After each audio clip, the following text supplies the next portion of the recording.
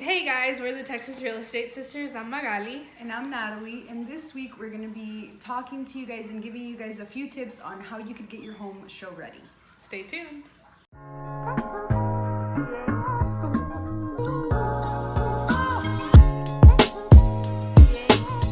So, preparing your home to be show ready.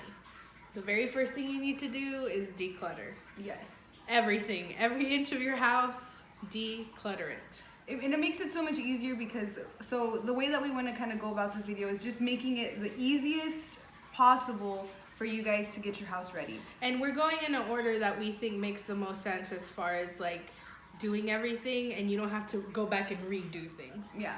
So like she said, first things first, declutter. Declutter your pantry, declutter the closets. Everything. I mean, realistically, most of the time when people move, you want new furniture. Yeah. You want new stuff. So just So sell, there's things sell it all. already in your head that you're like, oh, we're probably going to replace that. We're probably going to do this. Go ahead and do it now. We suggest 2 weeks, a month ahead of time, have a yard sale or have a couple yard sales a couple weekends in a row. Get rid of that stuff. Whatever you don't sell, if you don't make a little cash, go donate it. To like Salvation Army Exactly. or Goodwill. There's or so many a great charity places. or something. Yeah. But really, that's the first thing. I feel like once you get rid of all that stuff, it makes it so much easier to start to like pre-pack stuff. Yes. So obviously you're not getting rid of all your things. Yeah. But there's things that you're gonna keep that you're not gonna be using 24/7.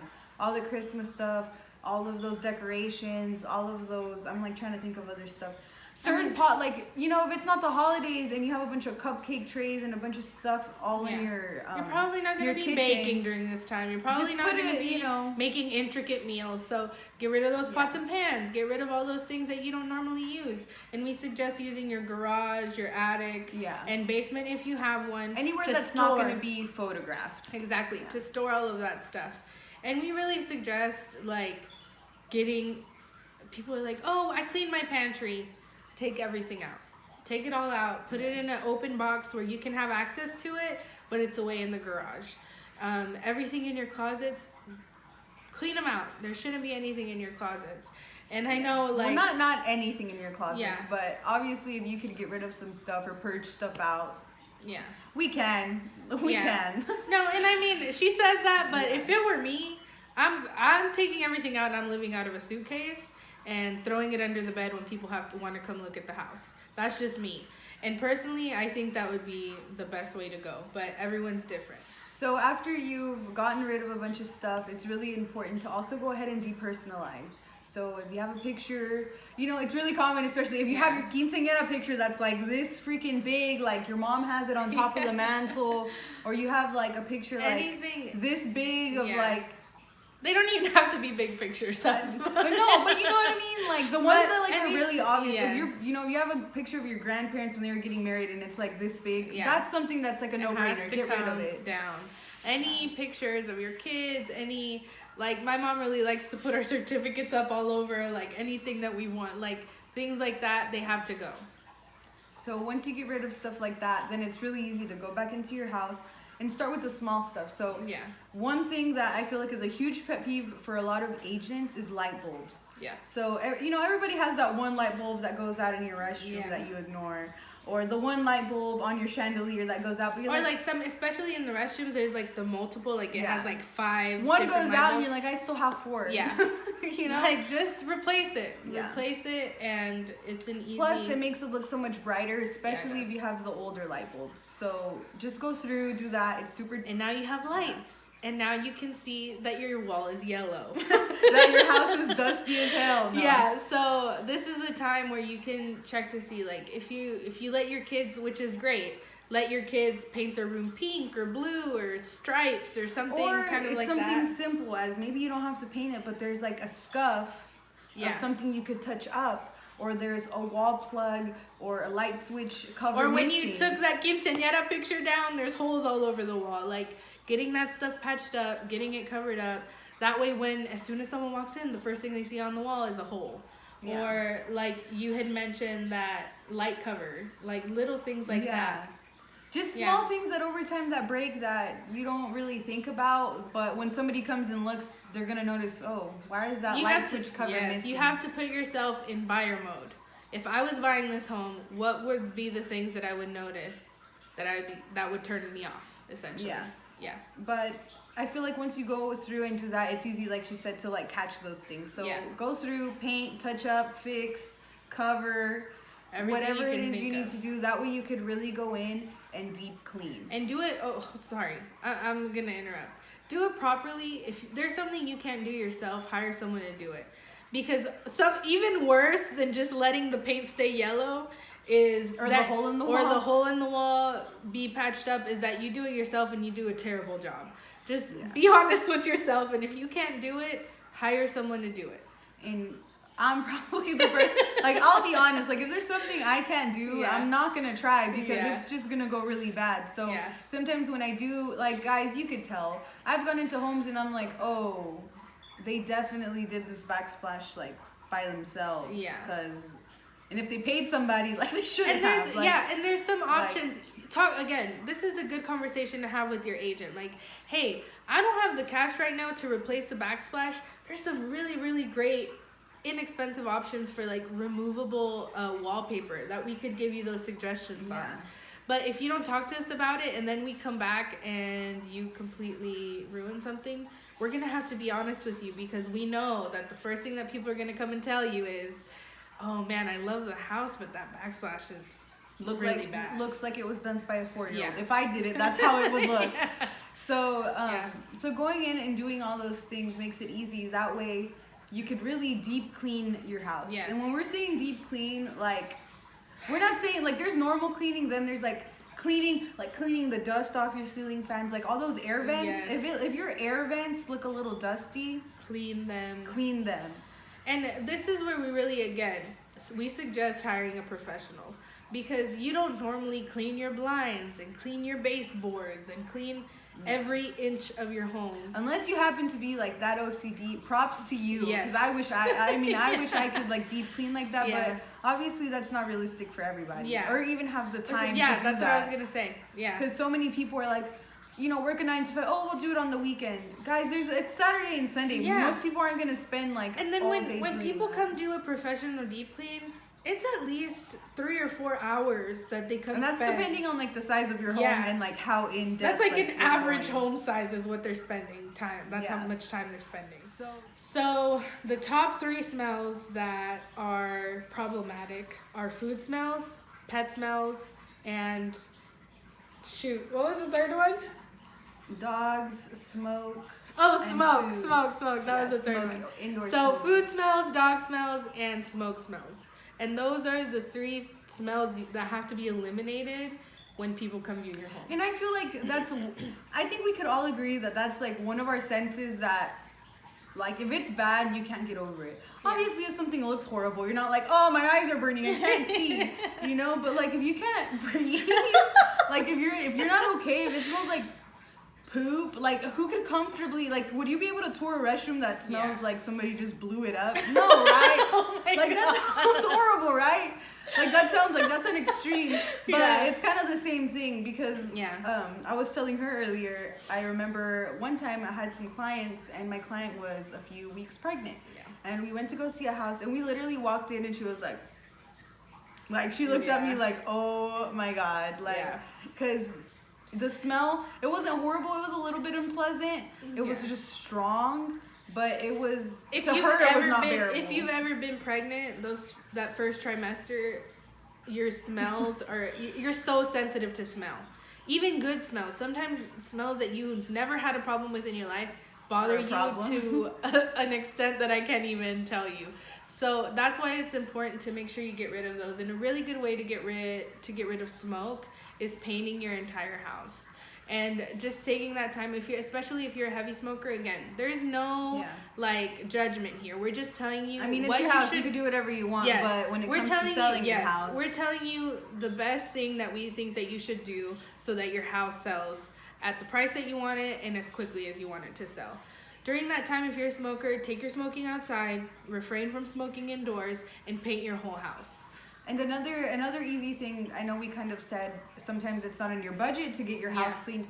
But another good option is to clean your carpets. Yeah. Which is another like super nitpick thing, but you could go and rent one of those machines yeah. for like $30 for 24 hours. And they're actually easy to use. It's not overly complicated, and you really I feel like just with that, if you're a smoker, if you have pets, like that already kind of eliminates, like you can go and clean everything in your house and know like, oh, you know, we did good. We pretty much cleaned any surface that could And then like smell. during that time, just refrain from cooking anything too crazy in your kitchen.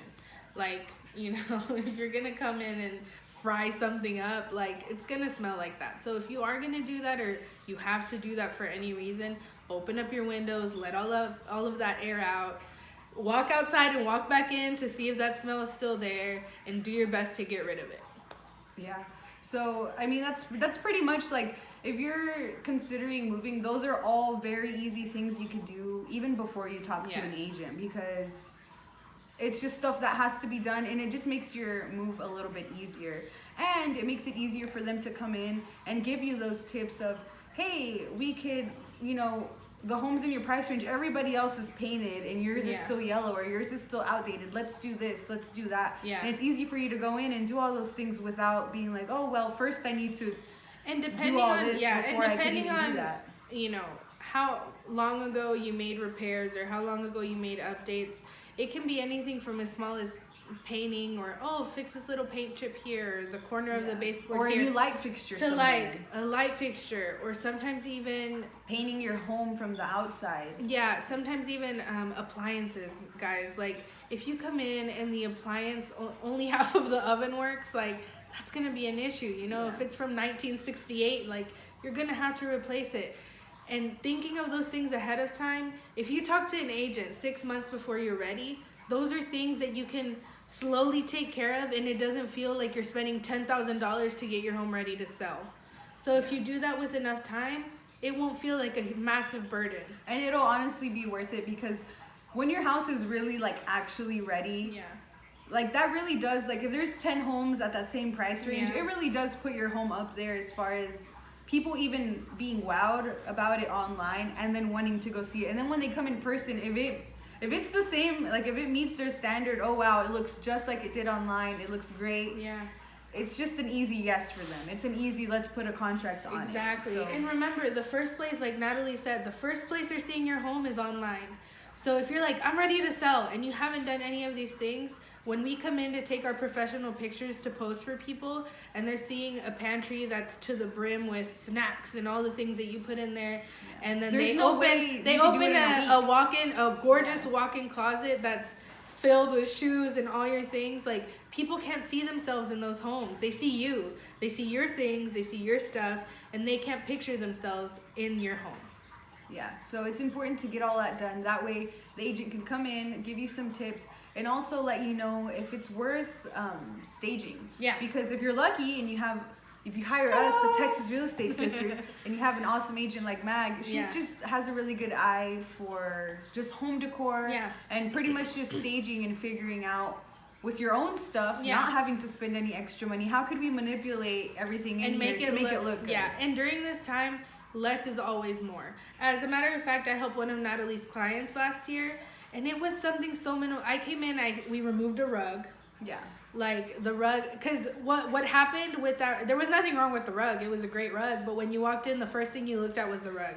Is that what you want to look at when you're coming in to buy a home? No, because the rug is not yours. Or also like the pictures, you know, if like the first thing you're staring at is a rug, like you're not really even looking at the room. And that's the first picture of the house you're looking at. Exactly. So it was, and then it was just like, again, there was these really cute throw pillows, too many. Less is more. We removed 5 of them and only left 2.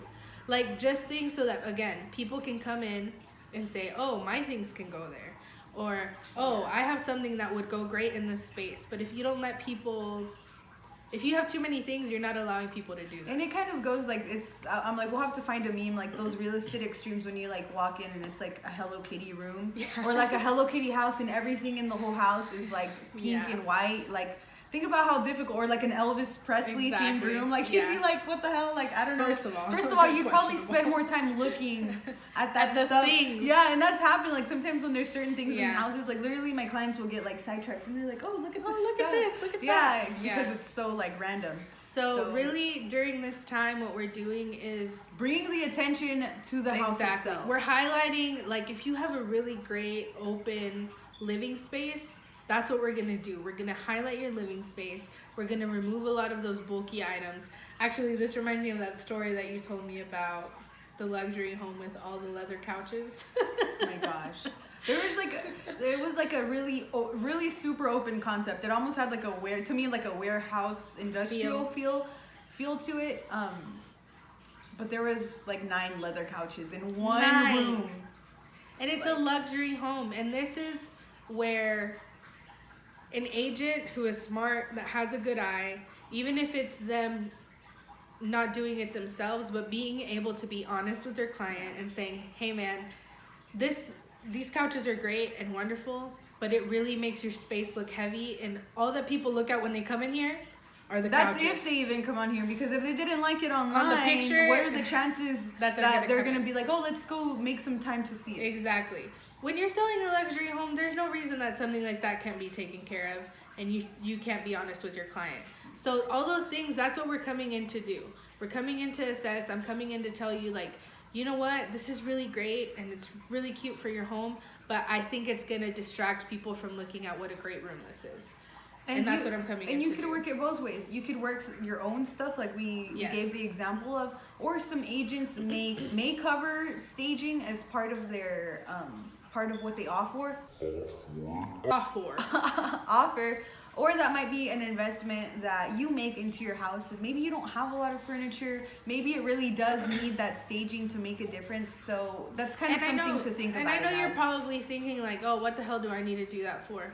But it really, the statistic is insane.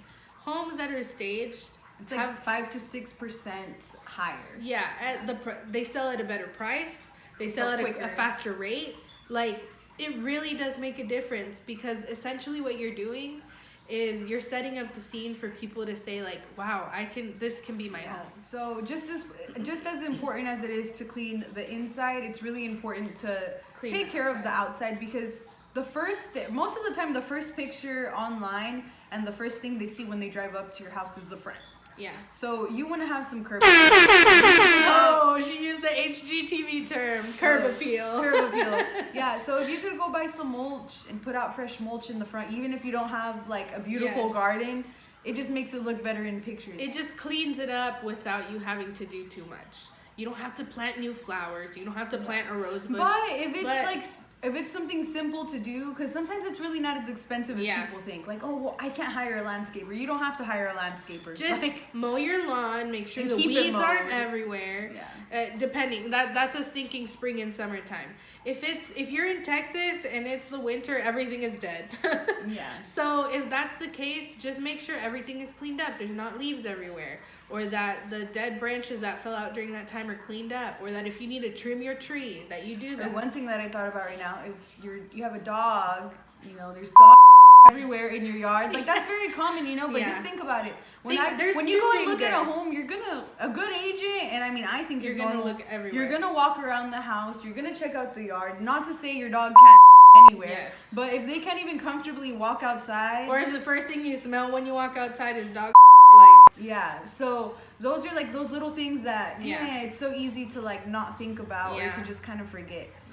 So make sure that your lawn is in place. Even one thing that's like a really big pet peeve of mine is like the hose. If you have a water hose, just wrap it. Put it away, guys. Like, I've seen some like on like some higher end, they're just like thrown in the yard. You know what I mean? And I'm like, just put it away. And you can do 2 things. You can buy like those racks that are fairly inexpensive. It's like you can buy the plastic or metal or whatever size or price you want to buy, just to wrap, or even as simply as like wrapping it around your arm and putting it in a neat pile somewhere. That's even good enough. Or as long away, as it's not, or not like in view. Just do it. Just do it. Yeah. So now we've told you all the things you need to do to make sure that your home is ready to sell, and now it's about sitting down with your agent and figuring out your schedule and how to help people set up viewing your home. So it's important to make your house really easy to show. That's pretty much the key. You want to make it to where somebody could make an appointment and there's no hassle of, oh, let me check, let me make sure. Yeah. None of that, guys. You should already know if your pets need to be put away ahead of time or if somebody needs to come put them away for you. And there's some flexibilities. Like, you can tell your agent, like, I need an hour before, I need 2 hours before. So that way that's doable. And any agent that's setting up an appointment will see that in the notes and be like, okay, if you want to see the home at 5, I need to let them know at 3 o'clock. Yeah, if that's the case. Or sometimes people work from home, so they need to know, like, hey, I need to be out in the next hour or two so they can come and look comfortably. And sorry, go ahead now. And that's what kind of helps pretty much make your home accessible and keep you from doing the 2 biggest no-nos. Yes. I feel like when it comes to having your house on the market, and one would be canceling an appointment or not letting somebody look at your house because of your schedule, because of a pet, because of anything like that. There is no reason that's good enough to tell someone that they can't come view your home unless it's a really dire emergency. And if that's the case, talk to your agent, and your agent can step in and help you out. So just have a really good idea of what life is going to be like for the next few weeks or however long it takes to sell your house. Be realistic. Know that, you know, if people are coming to view your house from 5 p.m. to 8 p.m., that's another thing. Be realistic about the times that people are going to be available to come view your home. It's going to be after work, period. That's just what it's going to be. There's going to be a few that are going to be dispersed throughout the day, but most of them are going to be in the evening. If you have kids, if you have dogs, remember that that's what your life is going to be from now on. The second big no, I was about to say, I forgot. Scarce. But is being around, guys. Yeah. Don't be there when somebody is showing the house, and especially don't be there at any open houses or anything like that. It just makes it a little bit awkward. It's not comfortable. People can't be honest with their agents there, and what happens is that they come in and they'll be gone in 5 seconds. They won't even look at the whole house because they're not comfortable. Even if you're like, oh, well, I'm not being weird, I'm just like waiting down, it's still weird. I creep on you. And if you're worried about your valuables, she just ignores me all the time. That's just the story of my life. It's just like noise in the background, you know? If you're just kind of like weirded out because you're like, well, my valuables are there and this and that, obviously when you're going through and cleaning your house, I mean, I don't know if the first thing you're not going to put your wedding ring like on your nightstand. I always leave it there. That if that's your norm, that's cool, but that should not be your norm when your house is for sale, because you're going to be very upset at everybody. Yes. And anything. And the only person's fault that it's going to be is your own, because you should know better than to be leaving anything of high value out. So valuables, cash, guns, weapons, anything like that you keep in your house, put it away, because you have to remember families are coming to view this home, and the last thing anybody wants is like a toddler grabbing something you're not supposed to grab. It's just something that it prevents everyone from being unhappy. Put it away. Just put it away.